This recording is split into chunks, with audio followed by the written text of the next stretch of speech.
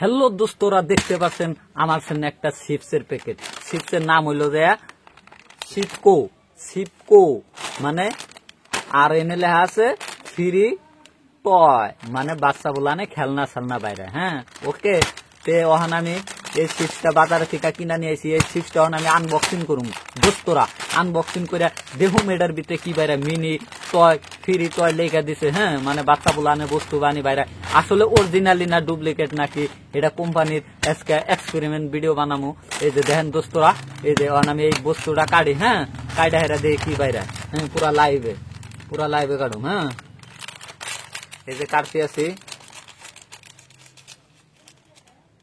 কাটতেছি, কাইটা দেখি অন কি বাইরে।